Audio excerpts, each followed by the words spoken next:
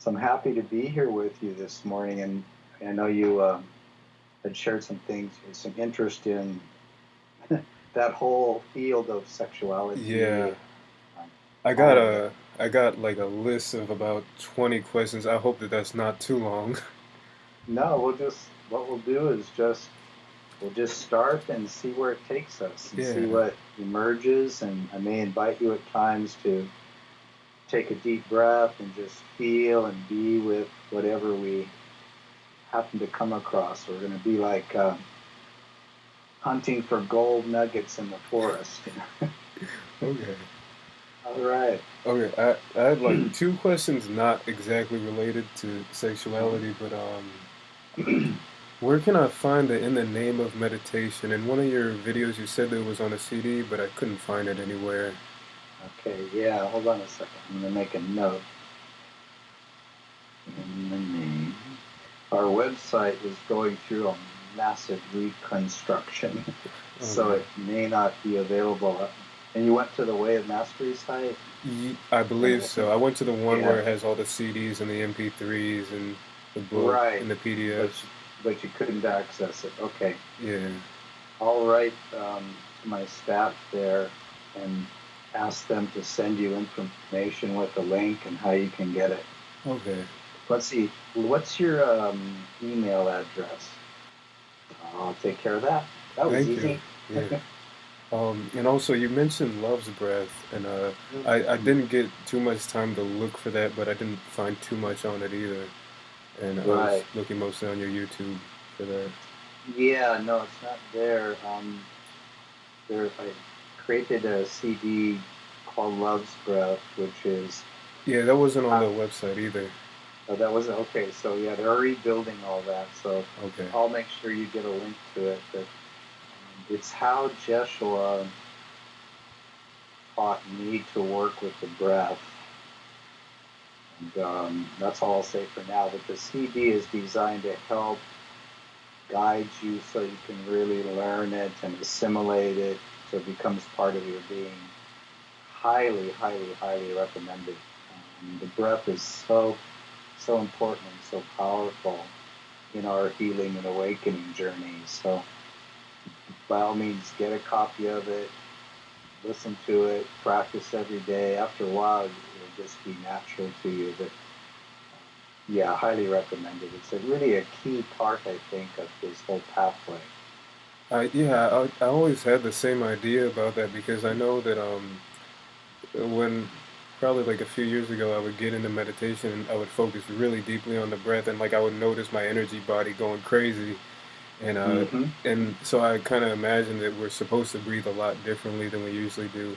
And like I've read books Yes. on acting and they say that you're supposed to we usually are in our head when we're talking, but we're supposed to be in our breath. We're supposed to be identified with our breath, really to Yes. and trying to learn that. And I saw a video of yours where you were talking about breath Mm-hmm. first, head next, and then heart in between. And yeah, I've Yeah. been adopting that for a Yeah. while. Beautiful. I'm glad you're discovering that in your journey. It's so important. It does so many different things. It softens up these unconscious defenses we've built against, Yeah, wounds, emotion, etc. But underneath that, it also connects us to the flow of what we define it as the Holy Spirit. We use the word Shem, the life force or the light. So the more sensitive, the more the breath opens us, the more we can contact and flow with that field. So it's so precious, and it just keeps opening more and more doorways. yeah. And Yeah, I don't know if you're too familiar with the Bashar material, but he mentions the Holy Spirit as the I don't know if he says collective consciousness exactly, but it's like the network that connects all like life. He uses more technical language, and I thought that that was like really insightful too. Anyways, so yeah, that's very helpful. It's the the breath. How to describe it? Inside the breath, what we think of as breathing and oxygen and all that stuff. That's one layer of it. But there's a layer of this energy. I call it the sweetness that attracts the mind to leave its concepts and its ideas kind of like beautiful music or a sunset attracts you to sort of melt into it. And underneath that is the light, which probably Bashar is referring to, the light that Jeshua said is the original outbreath of God that gives rise to all of creation and connects everything in oneness. So the more we can rest in the breath and feel that flow and that light, the more we feel in communion with all of creation. So pretty powerful and very important. Yeah. Yeah. Yeah, beautiful. Good. Well, yeah, I'll definitely make sure that you get the information on how to access In the Name and Love's Breath. Okay, thank you. And Yeah. the questions I have, some of them are my questions, some of them are friends of mine's questions, Mhm. Mhm. and so some of them they might come from a framework of separation, and I know that that's not ultimately true, but I'd still like to ask them for the sake of my Sure. framework. So, Sure. Perfectly okay. And are you recording our conversation? Feel oh free if yeah, you yeah, want to. yeah. My bad. I meant to ask you. I told myself I would ask you if that was okay, but yeah, I was recording. Okay, cool. That's a good idea, especially since some of these may be for some of your friends. And Yeah, yeah. Okay. First things, I wanted to confirm some things on my own guidance. These were questions I had, but I feel like I got guided to the answers before hand, mm. and it's been so amazing. But, um, to my understanding, objectification, is it really when you see someone as just the body? Because I noticed that when I see somebody is all that is, the objectification and the ownership can't really take place because the framework doesn't. Is that accurate description? Yeah, I think you're on to something.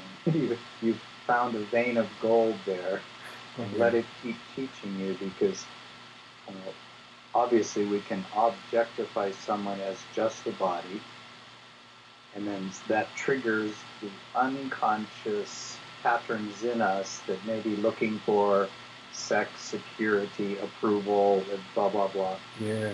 But we can also do it.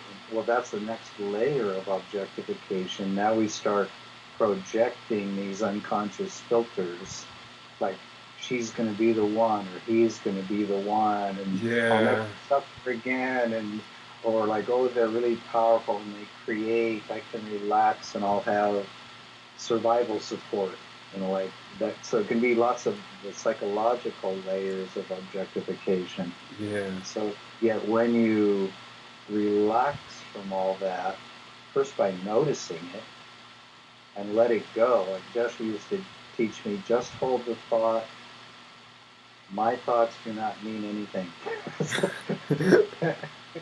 And rest back into the breath and see that the one before you belongs only to their own soul and to God. That's how he helped me get through that. And the more I practice that, you start to, as you said, you see them as an expression of the all. Yeah. And it's hard for that level of awareness to be present and at the same time be engaged in objectifying them. It's like Yeah. mixing oil and water. They're usually not going to go together. Yeah, that's exactly So how it feels. now the tendency, of course, in the ego, we can have those moments of transcendence, but we don't necessarily know how to fully operate in it, and the subconscious patterns can pull us. It's almost like the ego's going, no, come back here, objectify them. You don't want to give this up. So it's a little critical voice in the head. Like for me, so I'm a heterosexual male, so I mean, I had my struggles and things to deal to get through all that. But I'd see a beautiful woman, and it's like, how do I not see them as a body? Yeah, And then it's yeah, it's cool. Then you start to notice the psychological projections. The more you become aware of them, it's like it could be acutely painful to see what you're doing as you look at them. And then I would feel guilty about it. yeah, yeah, that's I'm a big doing thing. that. Yeah, it is. And the way the way through is kind of be like a scientist or a detective or something. You're simply discovering how the mind in separation works, and you're simply seeing it. So you just witness it. Oh, there goes the mind, seeing them as the most beautiful creature on the world, and of course I want to possess them. It's like I'm just watching the thought and watching it and going, give it a deep breath, let it go, and go, I'd really prefer to feel the non-objectifying quality of consciousness without judging yourself for those patterns that arise almost naturally in the body mind, where the ego dwells. It's just to get out of judgment.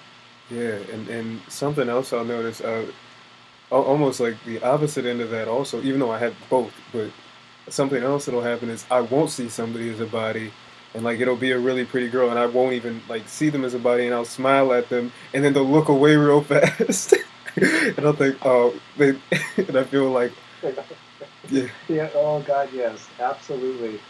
But it's gonna happen because they have their filters. yeah, it's their belief Uh, systems that, oh, this is the only yeah. reason somebody would look at me this way.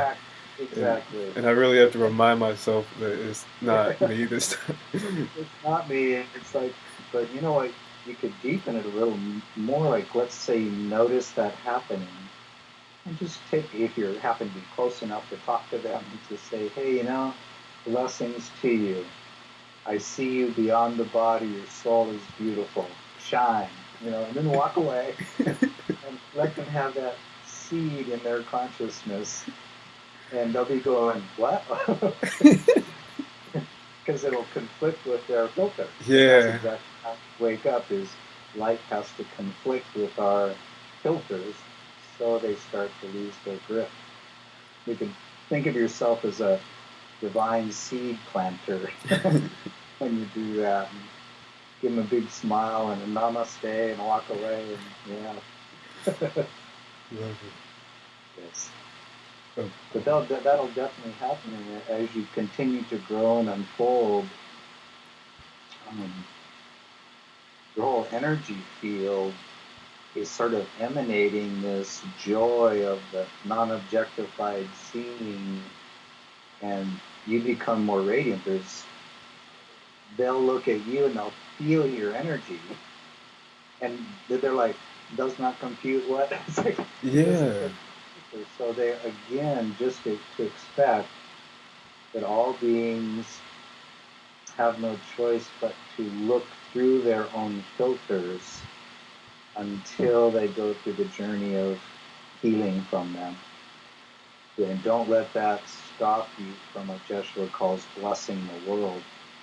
yeah, because I think in Course in Miracles, and I have a bunch of versions of that book, but he says, through every action you teach the world, and I've experienced this with other people. Like there was this one lady who was, I'm pretty sure she was breatharian, and I was working at Bed Bath and Beyond, and she came in my line, and like she was like extremely skinny, but I didn't even think to judge her, and it was just like nothing but like it wasn't like the regular filter of like, oh, I hope she's not sick or like all this Mm-hmm. stuff.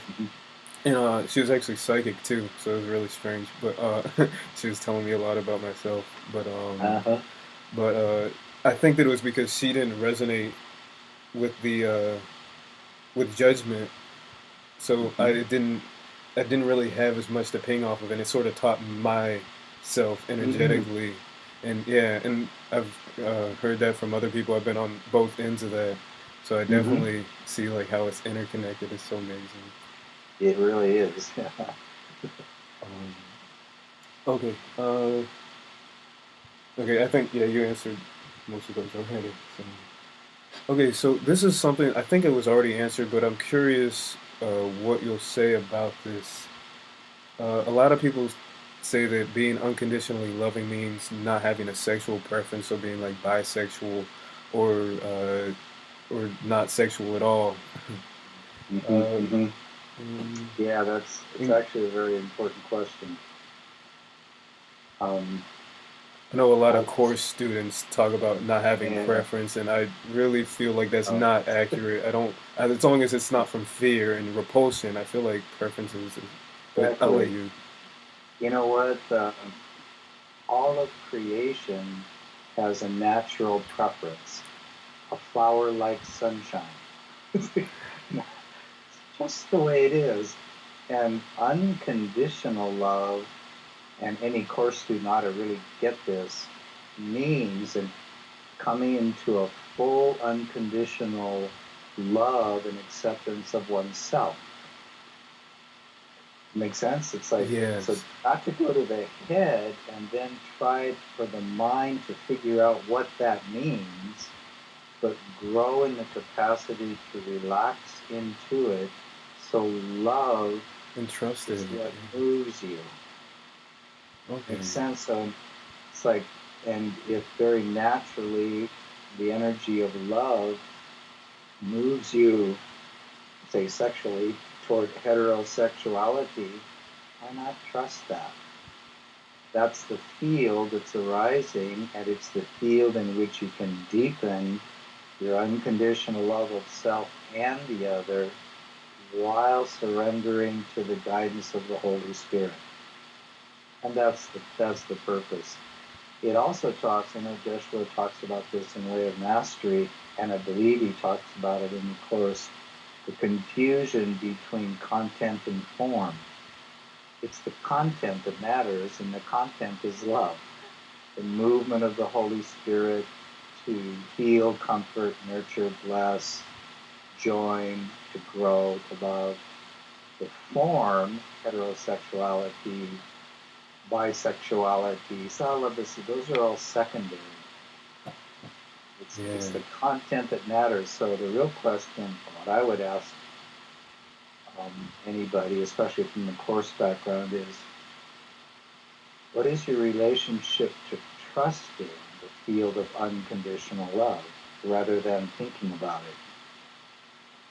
That's where the Holy Spirit rests, is in that trust. So that's what matters. Thank you. Yeah, that's what my guidance has said, and what teachers I trust have said. Like, yeah, yeah, and the teachers I trust are in perfect alignment with the Way of Mastery. Is so like they touched on it. Of course, it gives me so many. I fight against it sometimes because like I don't know if I believe that. I don't know if I. yeah. So yeah.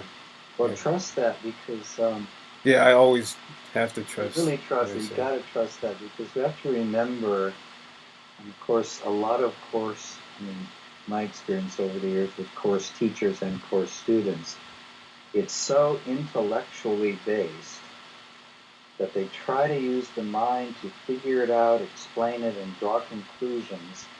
Then they try to apply it from the mind, but not from the heart. Yeah, and so they're fighting their guidance.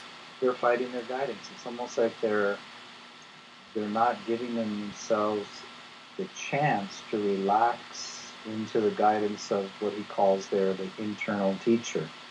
Yeah. And yet that's the whole goal. At the whole end of the Mm-hmm. Course, what's one of the last things he said to Helen is, I have returned you, got you out of your head, out of your own ego. I've returned you to the internal teacher who will guide you now. That means there's a whole lot left to learn and grow in, but you're not going to get there through your mind. Yeah. That's the only reason I picked the course up is because I wanted to hear my internal teacher more, like, and it definitely helped with that. So it did exactly what it was supposed to do. And That's what it's supposed to do. yeah, And that then it's time, if you walk up, if you use a ladder to get up to a certain floor, well, once you're up there, you don't need a ladder. yeah. It's time to trust that. Hey, Holy Spirit, guide me now. Yeah. Beautiful. Okay. Now I got getting into the thicket of it. This is I have like 8 questions centered entirely around ejaculation and orgasm. So I hope you're okay with that. Absolutely. In Taoist practices and in Tantra that I've read about, let me read this before I just like try and freestyle it to make sure I get everything. Oh yeah. Is there Okay, some teachers have said that semen retention, like semen is really the same as sweat. It's just energy, and it's not really as special as maybe Taoist and tantric practices make it sound. But I was wondering, from your perspective, if there's any validity to the benefits of semen retention. Mm-hmm. And also, in addition to that question, does that relate to the female anatomy as well? Because I know that, Mm. yeah, Mm-hmm. Mm-hmm. Good questions. These are well, as we make our journey from separation to union, these questions you come upon them in your journey through the forest. These are important ones. And as we're coming to wholeness and trust and love and healing, what our relationship has been to everything. Like, I mean, as a male growing up, the first idea that settled into my head was sex is for getting off. End of story. It's embarrassing, but that's where my consciousness was. Then, of course, as my spiritual journey began with yoga and meditation, it's like, oh, celibacy, controlling the sexual urge, that's yeah, it. and it feel like it was completely shame based, like, It is, and it yeah, really just fueled that for me at least. yeah, And so I yeah, kind of dropped it at some point because of that. good. I'm glad you did. Yeah, the thing about semen retention, first of all, at a physiological level, it's really not very important. Okay. At a psychological level, it can be valuable. Think of it as learning to fast from what has become an ingrained habit. So, in Yeah. that sense, it helps you see the subtleties, like, say, in my case, sex is for getting off. Now I have to learn to interrupt that tendency And create and space for something new. there you go, Yeah, that perfect. was in Make the space for question and something new. answers thing and Way of Mastery. Jeshua Yeah, talks about fasting from thoughts, fasting from food, fasting from yeah. yeah. So that's Not I as saw that not as a already. permanent new form you have to be attached to, but so that you deepen awareness and mastery and sensitivity. Okay. Um, that's what matters. Two, obviously, as you learn to interrupt the natural tendency, say you're making love with someone and the body, the male body wants to move toward ejaculation because it's set up to procreate. it's like it's like the wild stallion, and it's like down boy, down boy. So what that does is it to learn to sense that more and more subtly, use the breath and soften presence to, in a sense, interrupt the momentum so you can stay present with the one you're with and become more sensitive to their energy field. And Yeah. my experience with tantrikas and when women have come to me and said, help me heal sexually and all that stuff. And the deeper you can be present and kind of master not just not letting the body do its natural thing, the more you can attune to where they're at in their soul, you begin to sense where they may have grips or shames or hurts around the vaginal area, the lower belly. And then even the lingam, the penis can become that which transmits love and healing light. And that's what it's about. It's like, whoa. Yeah, they So is it you're talking about like the cervix and stuff like that, right? Particularly.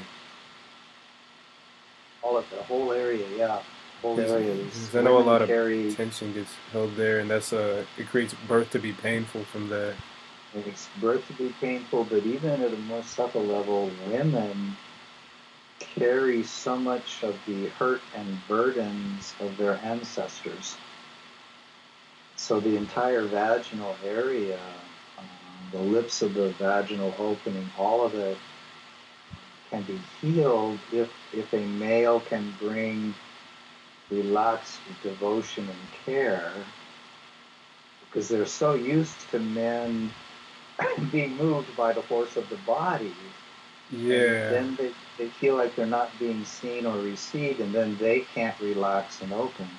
The more present you can become, even as your own sexual energy is quite powerfully heightened, and that's breath helps so much with that.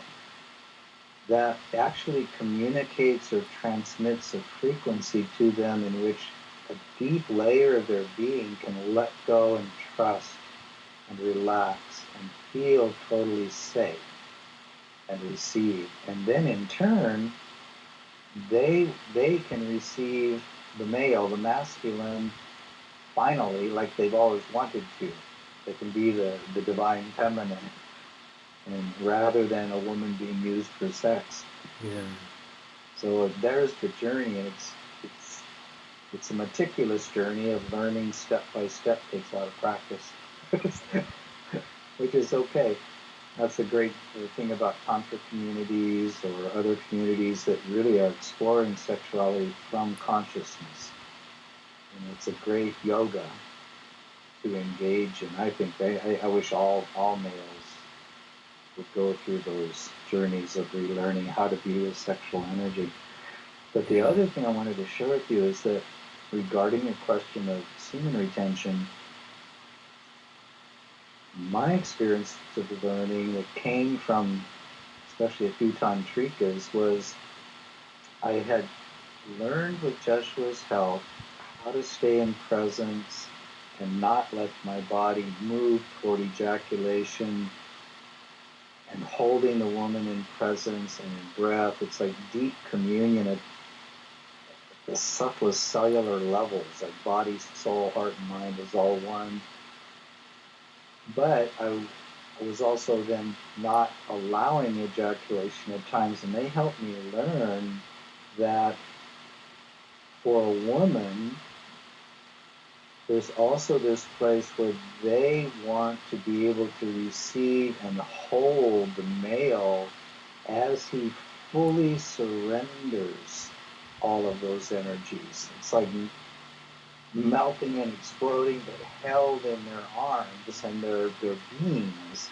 So I actually learned that, so if everything else has been accomplished, that is, the woman feels safe and held and this union and communion is happening, there can be a moment where they too desire that the male, in a sense, give them their energy, not just their semen, but all of the catharsis of orgasm. The male totally lets go with deep breath, the spines undulating, the kundalini's flying.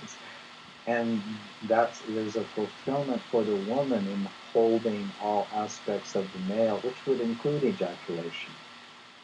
So it's an art, and it's a learning, a dance to be learned.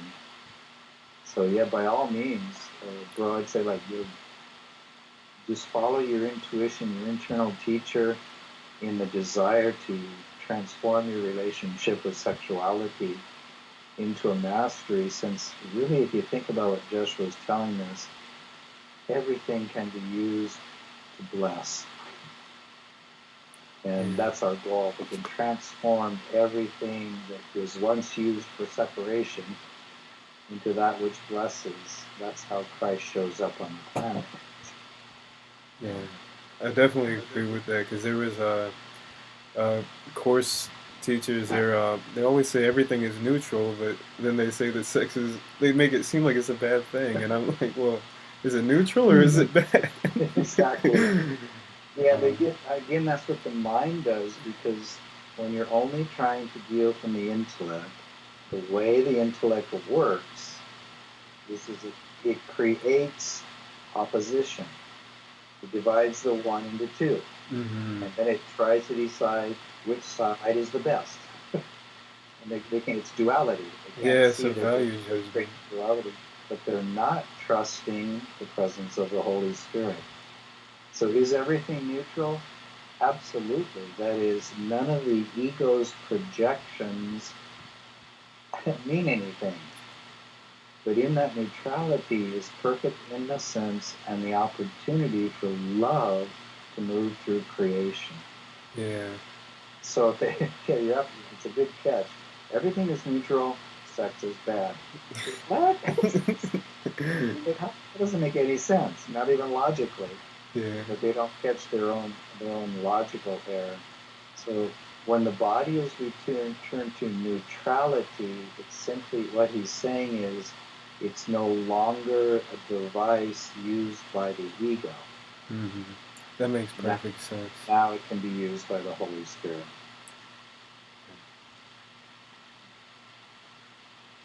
Oh, my friend asked this, and I think it's actually a pretty good question. And I actually added a little bit to it. What vibrationally causes premature ejaculation in men, or in the male anatomy, and what causes inability for orgasm in the female anatomy? Mm, mm. Wow. Yes, those are big questions. Ultimately, what causes, excuse me, pre-ejaculation in a male is, how do put this, there has been, often this starts in birth actually, there's been a repression and some judgment about the sexual centers of the body and sexual energy.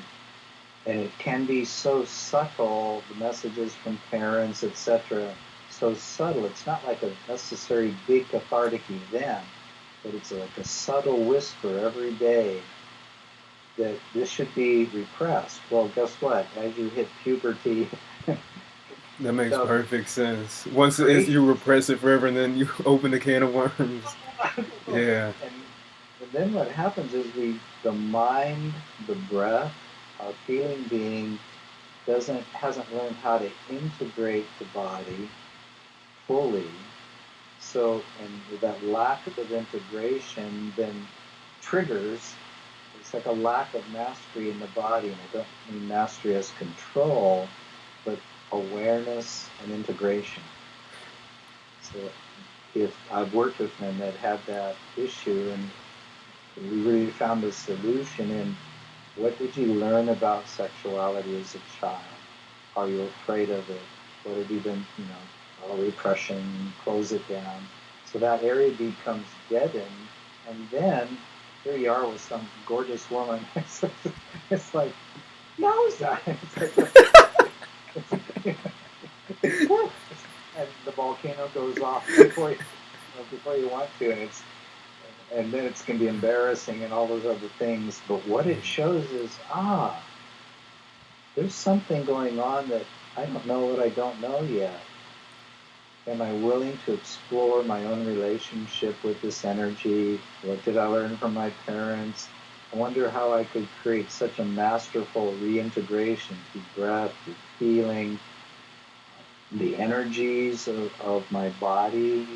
Do I self-love? That's something I had to learn to do as through a teacher, was to take time to light a candle and get out the oil and massage my whole body, and then practice touching the lingam and the testicles and massaging them and interrupting the tendency to want to just masturbate real quick and slow down, actually learn how to be in a loving, guilt-free relationship of innocence with my own sexual energy and body. That helped tremendously. So that's the real growth, the integration of what has been fragmented away. Often we're just not aware that that has happened. But as any male does it, I've seen great strides in men who the pre-ejaculation thing just goes away. And the other thing that's important is that during the course of the day, this is really speaking to how we've learned that repression, we just don't realize how much we're blocking ourselves from feeling sexual energy in the body. That is, somewhere in the Way of Mastery, I know Jeshua talks about how all of creation is sexual. It's like when you're watching the sunset, are you watching it from your head, or are you feeling it and breathing it and letting its energies touch every cell of your being? Or the wind, or a taste of chocolate. There's so many ways to practice deepening this joyous integration of life force and energy. That helps the integration, so that when the time comes, you're in a greater state of wholeness. That makes sense because like when I man a couple years ago I had a Kundalini Awakening. It didn't last. I don't think. I don't really know too much about it. Everybody seems to be confused about it, really. So, but I'm not really all that interested in it, to be honest. But it felt really sexual, but it was all bodily. It felt like I was having an orgasm all up my spine and my head, Mm-hmm. and it was amazing. So, Mm-hmm. but yeah, Mm-hmm. but I had my pants on, so. Yeah. Well, that's exactly what that is. It's what's commonly called Kundalini is this repressed energy that sits at the base of the spine, and sometimes under certain conditions it can explode. But that's exactly what it'll do. It's not just localized in the lower part of the body. Undulate the spine, it'll explode. The whole body is charged with this ecstatic energy. Is there a way that you know to make it so that, because from my understanding from Taoist teachings, it's more so there's a block that makes the energy build up in Yeah. the lower body, Mm-hmm. and then it releases as ejaculation. Is there a Mm-hmm. way to like, you know what I mean, make it so that both possibilities can be Yes. explored really? That's really everything we've been talking about, is how that happens. Oh, it's just the shame and the Yeah, if you can or, feel your shame, your guilt as I'm walking down the street, is my body soft and open? Is it breathing? Is the energy okay, flowing? Or subtle repressions and grips taking place? yeah. So that's what actually, as we heal the obstacles to love's presence, wherever we find them, the psyche, the emotions, breath, this is what allows the whole field from soul to cell to soften into wholeness. And then this energy is integrated and it can flow freely without these massive explosions. I mean, there's been Indian masters that went through massive Kundalini awakening, And but it's they couldn't function painful. for 6 months. Yeah. Yeah, it's painful. Yeah, like afterwards It's my too much. spine felt like it was hot lava and like I felt like I wouldn't want to move. Like, Yeah, yeah. exactly. So it So definitely things, didn't feel healthy.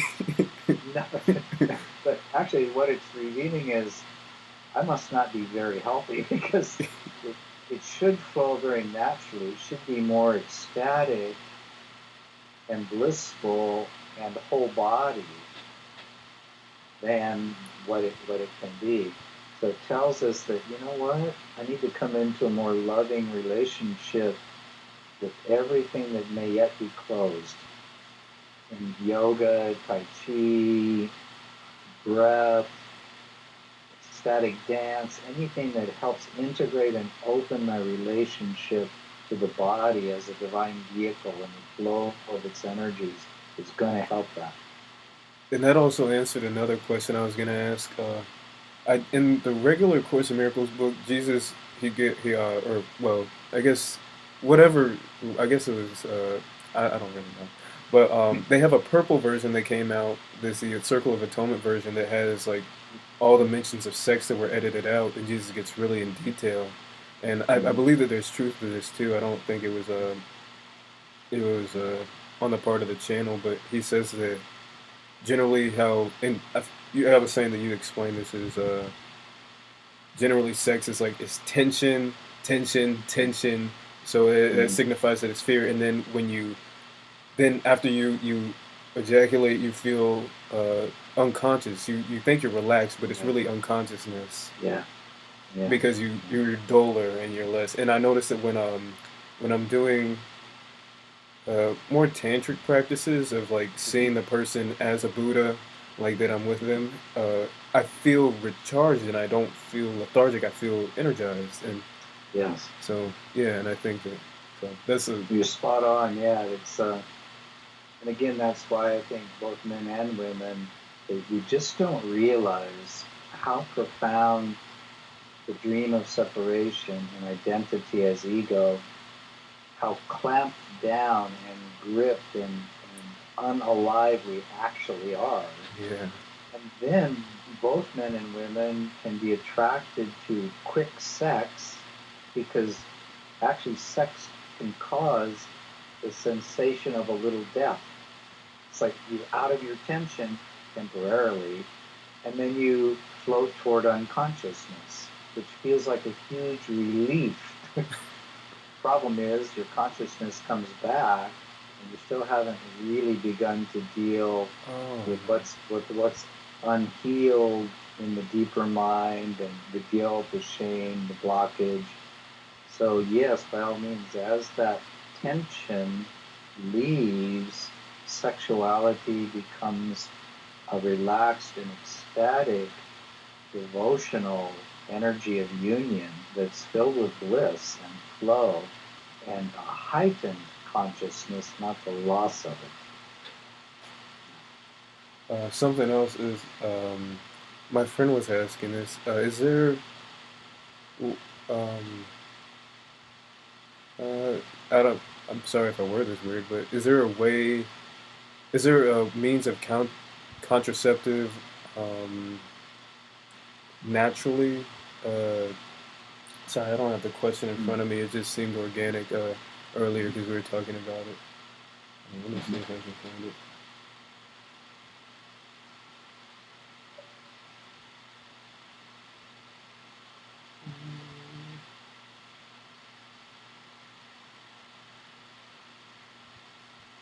Okay, yeah, I don't see it Mm-hmm. on my little section, but I think you understand what I mean, I guess. Is there like what Uh, is like the most natural way for contraceptive? I guess. Abstinence. Okay. Well, obviously, um, women tend to know more about this than men about when their ovulation period, when they're the most ripe, and when they're not, Okay, which can be yeah. very helpful. But That's what my you know other what? friend said too, Yeah, who's a woman you know what? or What has a I female found in body. my own journey, um, as I was beginning my journey, I have a couple of children from a long, long time ago, and I thought, you know what? As I'm awakening, what matters to me? Where's my life going, and what matters? Do I truly, even is there some possibility that I'm going to have more children? And as I tuned in, I went, that's not the direction of my life to go. So I had a vasectomy. It's just like, why worry about it? Yeah, And I probably and would I, do the same thing. Like honestly, I've always yeah, thought about that. I'm like, I don't really think I want to worry about that. yeah, it's like, yeah, why worry about it? And what I found was that as I entered the conscious sexuality community and where Jeshua was, sending me to teachers and things and women, he'd say, call your friend so and so. She has much to teach you around sexuality. Well, I give her a call. And she said, I'd love to be with you and guide you. Wow. It's so And cool. it was, and I'm so blessed. But when I shared with him, well, I had a vasectomy because I realized it's just not my direction. And they went, you could see them just relax because now they don't have to worry. Huh, And it actually allowed, my experience was that it just allowed this relaxation in them as well as in me. that makes sense. And to me, it's like, I'd say, if you're trying to transform sexuality consciously and letting it flush up all of these patterns of wanting to possess, wanting to ejaculate, wanting to perform, all of this stuff, and using that as the grist for the mill together to grow and to heal and awaken. Like wearing a rubber while you're inside a woman, It cuts your it's energy body off. it It cuts doesn't. the energy body off. Yeah, it's I like there's felt something that. Yeah. that's like, no, no, no, this is not divine. This is something artificial and contrived. It cuts off your energy body, your sensitivity. Yeah, it It feels cuts like off you're air. suffocating your like your connection really. Like it's Yeah. and it sounds like really, of course, like if you tell a girl that it sounds Like, oh yeah. sure, like I haven't heard that one before, but Yeah, yeah, really. but it's true. But it's true. Yeah. And so then I began to realize, you know what? I get it. I had a vasectomy, and this is a gift to women. It's like they get to relax and just have that removed from their psyche, and then they can relax and be with what is and trust their energies as well. And so I think it was actually probably one of the best decisions I ever made in my life. Just to, it's like, don't need that. If I'm not attracted to having children, change the apparatus a little bit. Yeah. Um, Also, I've heard that there's ways to separate ejaculation and orgasm for men because I know for females they're not synonymous, uh, Mm-hmm. and that's why they're able to orgasm multiple times. But for men, we're usually only able to orgasm once because suppose this is what I was told, Because and yeah, they both happen at the same time, and we confuse the two, but they're separate. yes, they're very separate. And that's again, now we're back to the value of teaching oneself how to quote unquote fast from ejaculating, yet learning how to let the energy build toward it, but not tip into it. Mm.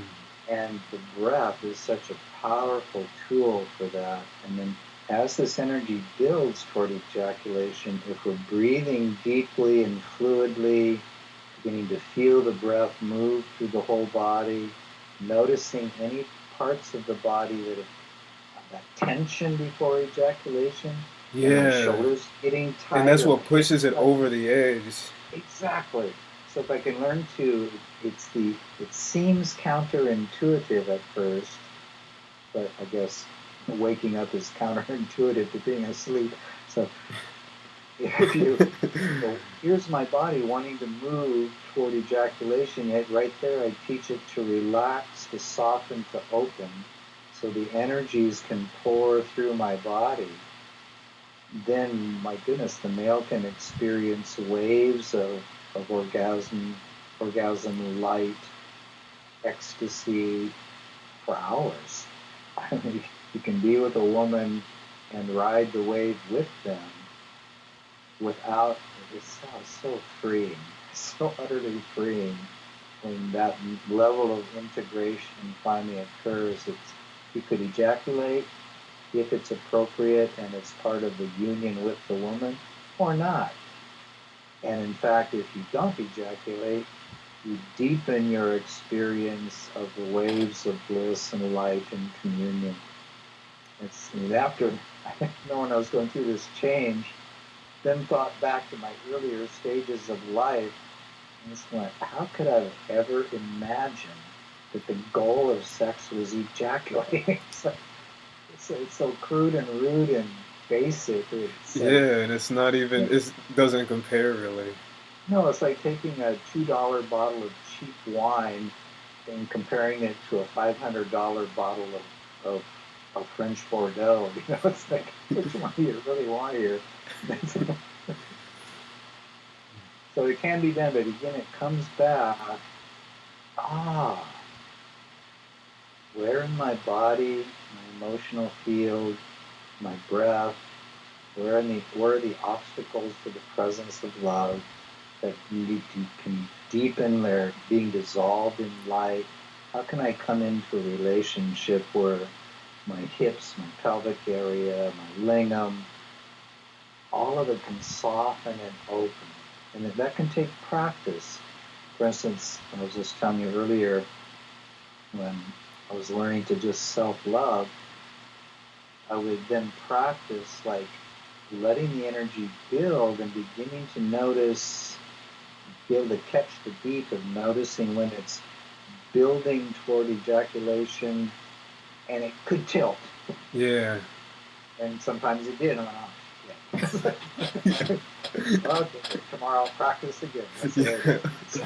So, and then learning how to be right at that point, and then breathe and soften, rather than let the tension through the whole body. It's like, oh my God, the hips started to open, yoga got easier. I could feel this energy in the bones and the marrow and the pelvic area.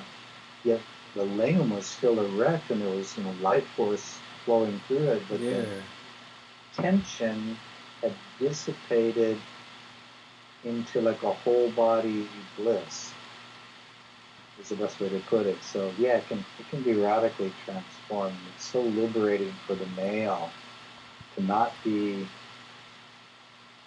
Most men, like when I've done workshops in sexuality and stuff, when you ask them deeply what the real truth is, they often feel imprisoned by this powerful force in the body that just wants to ejaculate. In your book, you mentioned that, and I got, after I sent you that message, I got the cosmic chocolate orgasm. Chocolate orgasm. And you had this quote in there, when you feel imprisoned, it's because you said that you're smaller than the thing, and you forget that you're where it arose from. You're bigger than it, and yes, and that's yes. Yeah. So yeah, so you think what happens when a male, like, that sexual energy is moving, and it's as if you have no control, and it's the force of ejaculation through your lingam, which might be 6 or 7 inches, is more powerful than your soul.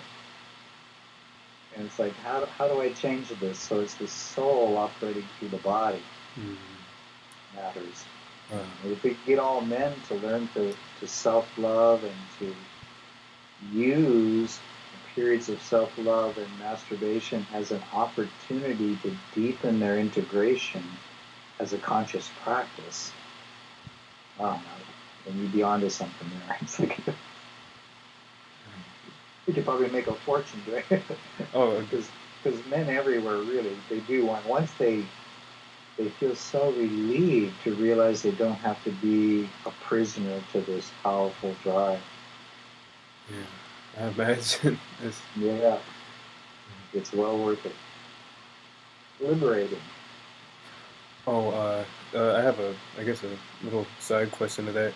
There's a lot of practices that incorporate tension to retrain the body. Is that useful? Like they tense the pelvic floor on the point of orgasm so that it doesn't release through the lingam, and it actually releases through the Kundalini.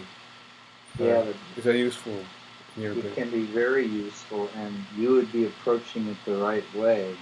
That is, it's not to get literally attached to always doing that, but discovering how you can utilize it and when you don't really need it anymore. So it's an exploration and a nuance and a learning from every possible exploration you can make that leads to a greater integration of mastery.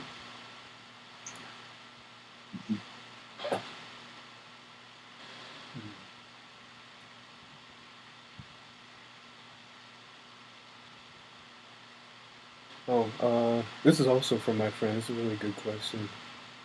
What is the most natural and harmonious way to orgasm synchronistically with your partner? Like to really get on the same. Yeah.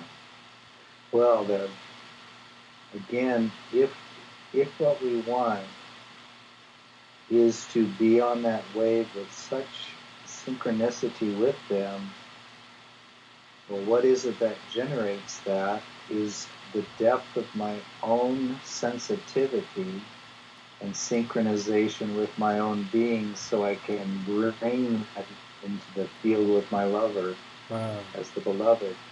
There is, in other words, if I'm not practicing all these things and transforming my relationship with my heart, soul, mind, body, its energies, and now on Saturday afternoon, it's time to make love with your beloved. but all week you've just been in your normal state of consciousness. What are the chances of success? Yeah.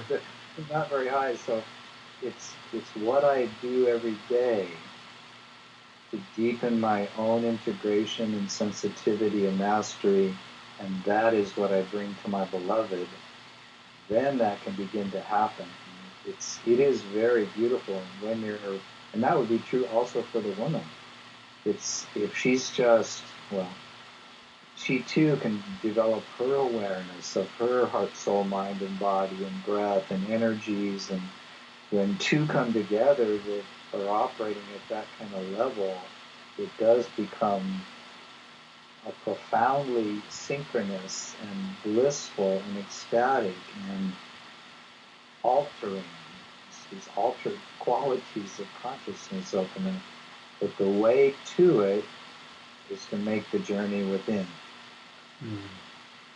Then it can happen. There's no quick trick. It'd be like, like say I love basketball. It's like, can you imagine Steph Curry shooting some of those incredible three-pointers with no practice? It's the practice and the preparation and the integration that makes him the master that he is. So in that moment, boom, he's just there. You can feel it. He's in this incredible flow. But could he do that without practice? No. And why would our sexuality, why do we expect our sexuality or our communion or sensitivity to just automatically be there without any transforming practice and journeying with it? Even something when you were saying that, I received like I want to say like, I don't know, like an image, but I understood it symbolically. But it was uh, you don't get on the same wavelength with somebody by seeing them as somebody to get on the same wavelength with, but rather by deepening yourself, like by deepening your awareness of yourself where they already are connected to you and you're already on the same wavelength.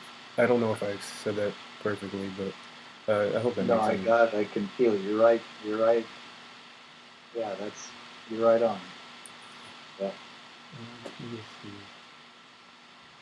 Oh, I think we kind of talked about this, but I'll still ask it. Sometimes the body feels disharmonious with the mind as far as sexuality. Like it may be, it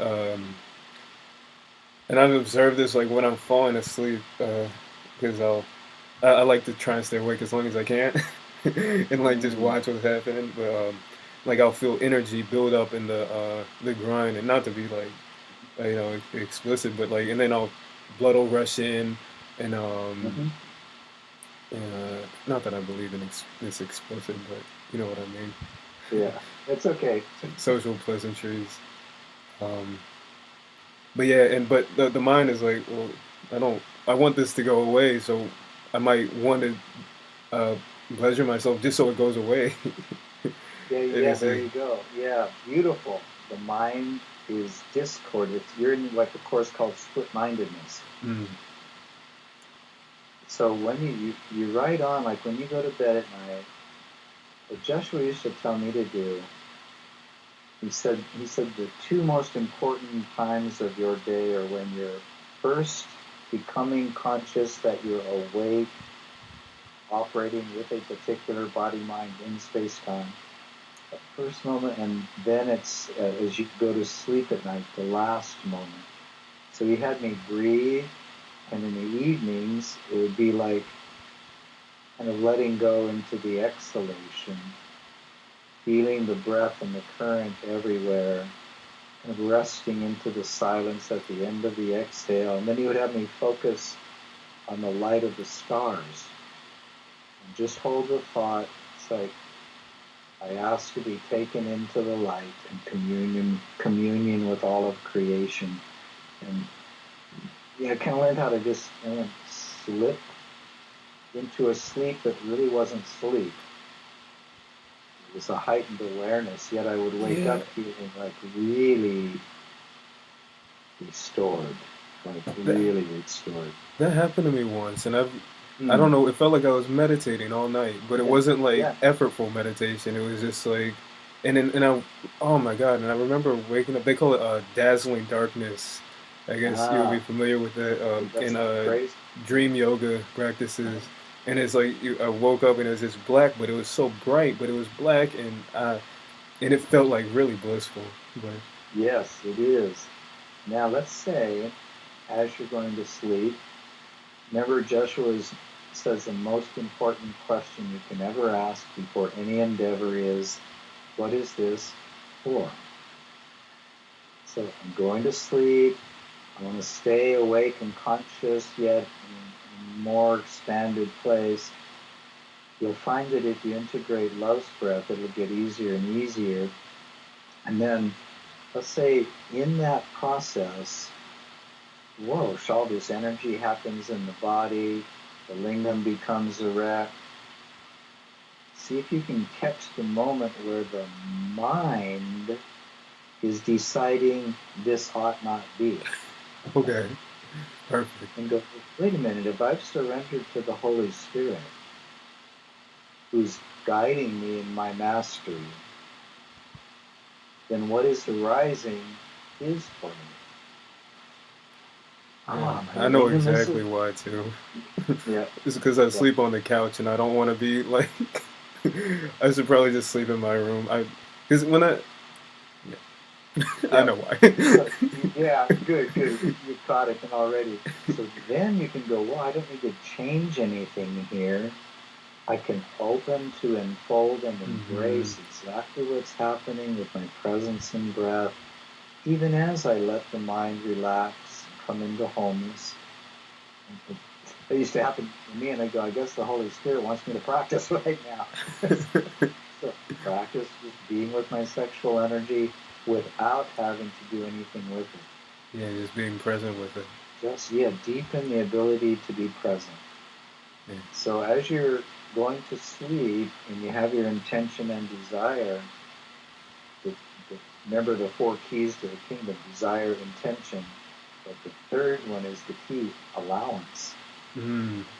Like, whoa, this is what's arising. Can I allow this? Can I observe the mind that goes, I don't want that to happen? And then it gives us our thoughts. Just go ahead and masturbate. Get rid of it. Yeah. Well, you know what? I think I'll trust the Holy Spirit here. And can I be with this in a new way? Can I just be present and trust this and unfold it in its innocence? So I deepen presence. Perfect. Mm-hmm. All Thank you. right. Mm-hmm. Oh, and if this takes up too much of your time, you're welcome to tell me that I have stuff to do and I'll be on my way. That's fine. I Sure, I'm so thanks. happy to answer some of my questions. All right. How we doing? I mean, well, I've got a little more time. Okay. So how we doing on that list? I have. I don't know how many of these you already answered, so I'm gonna say about 5 questions left. That's Cool. all. Let's go for it. Okay. Oh, this is a really good one. One of my friends asked this. So you heard that the energy that you were conceived under can be a big. Wait, let me read exactly what she says. So I don't butcher it. Oh, the energy that you're conceived by is something that becomes deeply ingrained in us. Can you talk about that if you know anything about Oh, tell her she is absolutely right on. It's one of the most important aspects of our healing journey we can ever undertake is to, and we work with this in our palpable work, forgiveness workshops and things, how to use breath and regression to go back to re-experience birth time and womb time. On the way, there's something beyond that, and we'll get to that in a minute. But absolutely, and this may sound odd, but it actually means something much deeper. You could think of yourself as a vegetable steeping in a pot of stew. It's like you are influenced by the flame, the water, the other vegetables that So from conception on, you are literally entering the vibrational fields of the soul's journey of the mother and the father. Their attitudes, their beliefs, their fears, their wounds, the quality of vibration of light that is or is not operating through them. And in order for birth to take place, the fetus, the incoming soul, must come into resonance, most importantly, with mother for the birth to even finally occur. What usually causes the loss of a child before birth is that there is some place where the soul is really literally saying, no, this is a resonance that's not here. At the same time, say the mother can have a deep guilt around sexuality, yet the soul that's what it's wanting to learn and transform. It's wanting to come into that vibrational field in order to take it on so it can be healed. And I want to tell you, I've done sessions with so many times I've seen this happen. When we start doing that deep work and we re-experience our womb time or our birth time, the trauma that may have come, we begin to literally see the energy field, the stew in which we were seeping, of the insights and the revelations and the healing that comes from that is, I've seen people go off psychiatric medication like that. As soon as they see it, they feel compassion for their mother. Wow. And get this, I've literally had ancestors show up in the room when somebody has broken through and healed. And they'll literally, like this one woman in particular, she just looked up and said, "Who's that up in the corner?"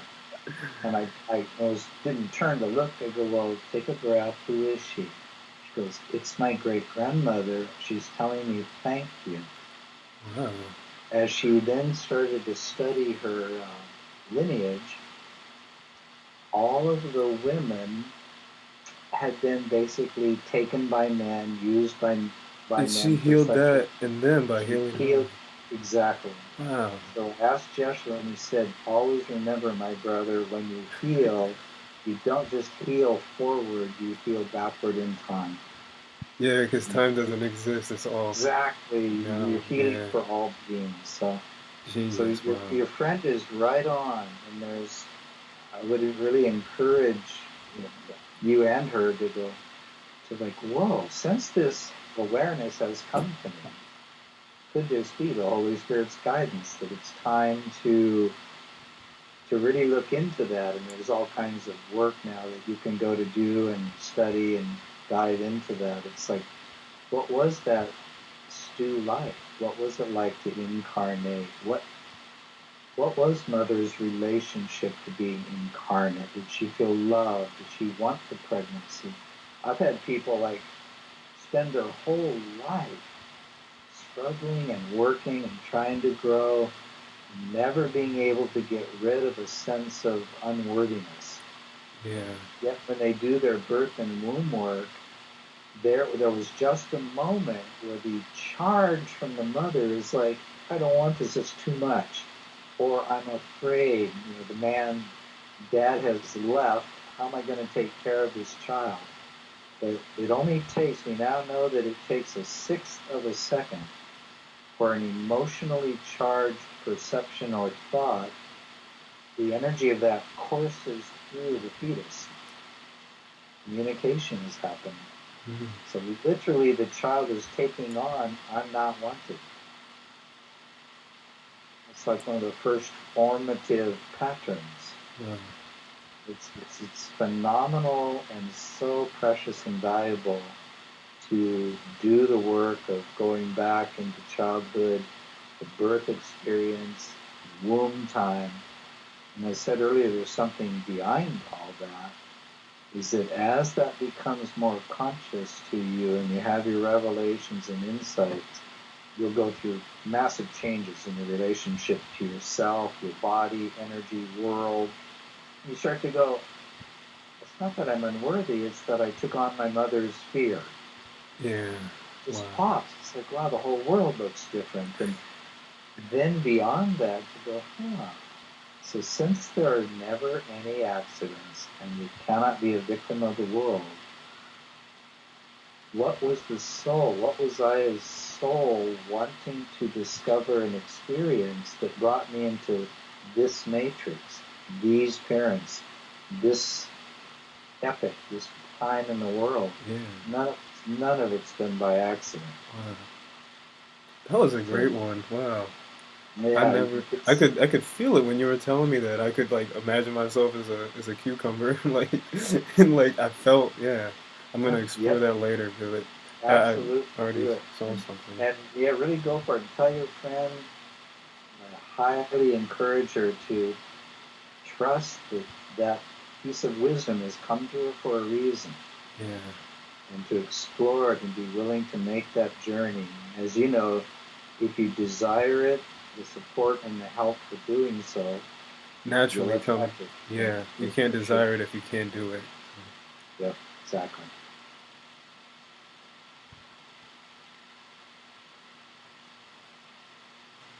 Oh man.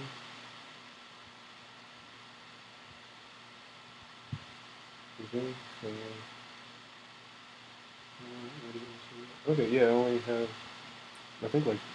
Yeah. I'm down to the last few questions. Oh, this is kind of related. Are there any, this same person asked this, is there any methods for cleaning energy residue from previous sexual partners? Mm, yeah. Um, since you studied the course, you'll remember Jeshua talks about level confusion. Hmm. It's, most course students don't get this. Yeah, I didn't really get it up until recently. And when I read Oh, it, I kept reading and I didn't understand exactly what he meant by it. So clarification on this is appreciated. okay, the partner. Oh, I'm sorry, you glitched for a second. Could you? Oh, okay. When you're having a sexual partner, I was just again thinking about years ago in my youth, teenage, and 20-year-old. It's like, I really wish I could have just been using a body for sex, but you're interacting with their entire lifetime, their Mm, frequency field, their childhood, their hidden wounds. You know, in order to open the body sexually, you're also experiencing them psychically, spiritually, emotionally. And whether you like it or not, if you're going to enter sexuality, you just let somebody into your field of being. That leaves some residue, maybe inspiration, maybe hurts. So there has to be approached on different levels. At the physical level, you can breathe and cleanse and fast. Do those things just to, and with a state of prayer. And this is the key, the absolute key, is forgiveness. To totally forgive your lover for any subtle energy you may have projected upon them as having not been enough or not been so. The relationship ends. Has there really been healing and forgiveness? And you can, this is something Joshua taught me to do. You could bring, say, an ex-lover. I've had to do this more than once. Bring an ex-lover and rest in your breath, rest in your heart. Remember that all you want is the highest healing and peace for all beings. Bring them into your mind's eye, into the third eye, and see,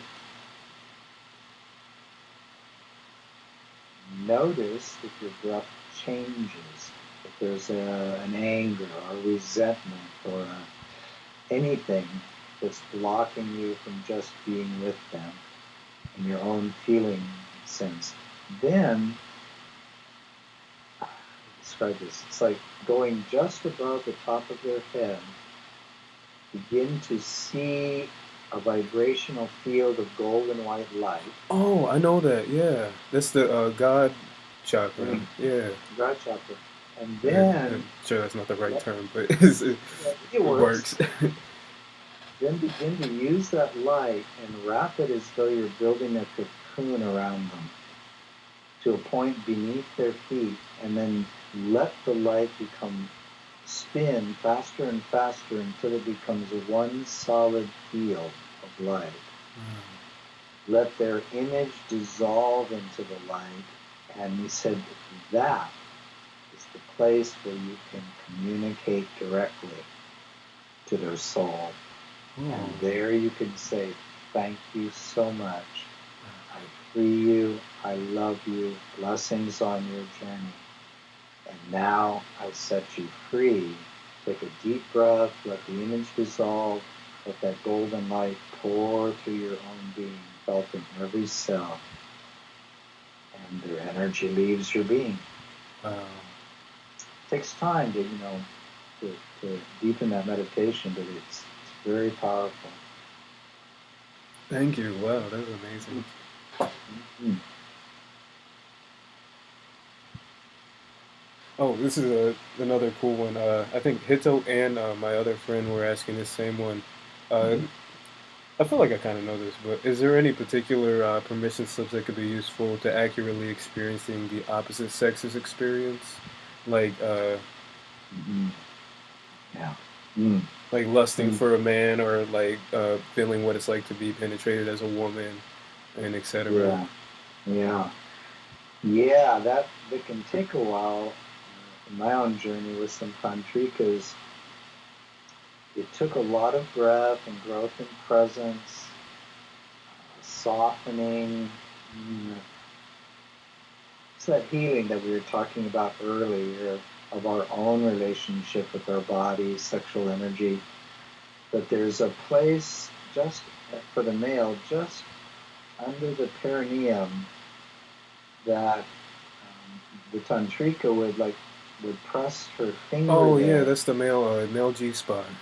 Yeah, That's what they call it in the G-spot. Western world, at least. And that's a place where it's a great field of context for the male to start going, what would it feel like to be the divine womb being penetrated? Yeah. And to soften and to breathe and to feel your bones relax, your auric field in your body opening. And you can literally begin, it takes you into the feminine experience. Yeah. Of this surrender to penetration, it can get, it's very amazing. You feel like, after, you just feel like you're closer, like you know and understand a woman like you haven't been able to before. Mm-hmm. Very, very, very precious and valuable to do that. And likewise for the woman, some women are afraid of their own male energy. And so for them to learn what it's like, what does it feel like to be a man with this energy that wants to thrust and penetrate in this powerful movement of energy. So, a woman can do that just by, of course, turning her hips.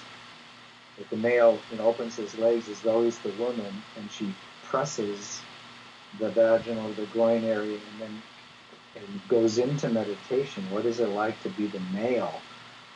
And open to that, even to the animalistic levels of the male, like the pure, lustful, powerful, surging. It just wants to take. It's like that can be so healing for women. Sounds exciting too. It actually is. Yeah, is there any name for that position, just so I can maybe look it up, because I'm not familiar with it at all. Well, it'd be, I guess, the closest would be like the missionary position. But just as the woman is the missionary. Yeah, exactly. And, it works. Well, then we get into anatomical sizes and stuff, that the woman can find her way. Like, how can I, like we do as males sometimes, how do I find my right position so all of this power can move? Mm-hmm. And so if the male is also wanting to know what's it like to be the woman with this tremendous energy, well, that's a great place for both to be practicing. Yeah. Wow. That's a really wow. Thank you. Mm-hmm. Um, Practice, practice, practice. and now I just had last two questions, Okay. and thank you so much for being patient with me. This has been Oh, so amazing. Is there? I've had one or two experiences, and I wish I could say I was sober when I had them, but I wasn't. It was a long time ago when I did do LSD, where yeah. I saw the person as just energetically, and I've gotten close to that. That's actually what got me started on the tantric uh, type deal was wanting to be able to see people more energetically, like during Mm-hmm. sex, and I've gotten the feeling more with the full body orgasm and things like that. But I haven't been able to stop seeing through my regular eyes. It feels like I go blind out of my regular eyes, and it's just like almost in my head imagery of the person Yeah. as a body, and we're like meshing. I want to. Is there any way to cultivate that? Mm-hmm. Yeah, that's a subtle place to get to.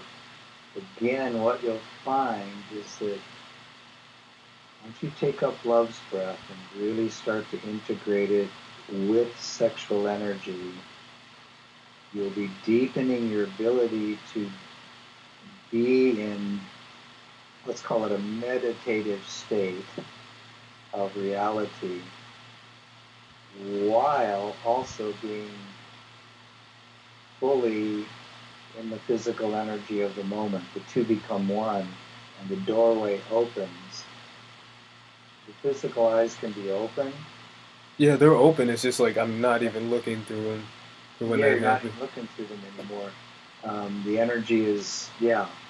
What will happen is that it'll get integrated. So the physical eyes are seeing what the physical eyes are seeing, but it doesn't pull you out of the other experience either. It's no longer Yeah, neither or, it becomes all. It's hard, and what you're describing is not an easy thing to talk about, but it is possible to experience it where, I don't know how to put this, it's like they're not the body, I'm not the body, and they're the body, and I'm the body. yeah, It's all one thing. yeah. It's like we're not All the one. body and we're the body. Is We're the body. Which, if you, there's a beautiful statement right toward the end of A Course in Miracles. And over the years, I've asked course teachers, they don't talk about this. And it's too bad it makes them miss the message of the course. He says that the goal is to reach a place where heaven and earth pass away. Then he tells heaven what this means is they will cease to exist as separate states. yeah, Non-duality. The whole is present in the part is radiating the whole, bliss and light and energy and vibration and soul and flesh and bone. and that's exactly what they do in Dzogchen traditions of Buddhism, and that's why I always, yeah, that's yeah. I've always thought that makes so much sense to experience wholeness while doing regular stuff. They say it's like it's the exact same as normal. It's just 10 feet off the ground, like you're doing the exact same things as before. It's Yep, it's like an infinite depth opens to the very thing that used to only have one dimension. Now it's multidimensional. mhm. Yeah. So there's no denial of physicality. It's Yeah, not Jeshua's goal. and this is actually a compound question, so I guess I lied to you. But is there what is the highest potential of sex? And I don't mean highest as in a judgment of value, but more uh, highest as in um, closest to. I think you know what I mean. I don't know how to explain better. The direct experience that only God is. Okay. That's it. Hey, that's perfect. That's it. That's it. This is God. Nothing is blocking, veiling whatsoever the direct apprehension that, well, if we say only love is real, God is love. Mm-hmm. There's only God. Period. That's the highest.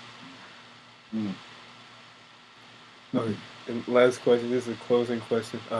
What books for further study would you recommend, or even if you wanted to ask Yeshua if he had any particular books that were in alignment with this kind of stuff, because I found it very difficult. There's so many Western books about it that miss the point of Tantra, I think, and I've been so weary about them all. Yeah, there are. It's interesting. As you were just framing your question, maybe ask Jeshua. I saw him, and I saw a book by, let me get his name right, because it's been years since I've looked at them. David Dita. I've I heard of think it's that like name, so I'm pretty sure it's a real person. DIVDA or DEI, something like that. But anyway, that's Joshua appeared. That's what he showed me. Something about that. So you might want to look him up. I also have a friend, Margot Anand, who's written some really good books on Tantra and sexuality. I don't know if you've discovered her work yet. Her last name is Anand, Anand. First name Margot, Margot. Okay. And, Wait, what? Oh, yeah. GOT? Wait, what? Margot, Margot. Oh, Margaret. I got it, Margot. Okay. Yeah, she's French. It's a Margot. Yeah, they're good. She's elderly now, but she's done a lot of work around tantra, and I think she called her work sky dancing tantra. Oh, that's a dope name. Isn't that That great? is a really cool name. Yeah. So that might be a good place to start. But for some reason, when you were asking the question, even before you got done, Yeah. The same thing happens to me now that I'm starting to like be more aware of my guidance. Like I'll just get an impression like before the question is even asked or before the person even finishes, and then I get a urge to interrupt, and I kind of judge myself a little bit for it, but I don't want to yeah. lose it. Uh, So that'll come with time. You'll be able to hold it, and they'll finish their question or their 10-minute story or whatever it is. And you're just waiting for them to be done. well, thank you so much. Yeah. This has been a pleasure. Well, yeah, it's been a blessing to be with you, brother, and just blessings on your journey. Just continue. Yeah. Just trust you're already attuned, and that internal teacher knows how to unfold you. And that's how we get lived into our destiny, is by surrendering to the internal teacher. Yeah. Mm-hmm. Thank you. You're welcome. Tell your friends, whoever asked the question, send them blessings too, and to trust their journey.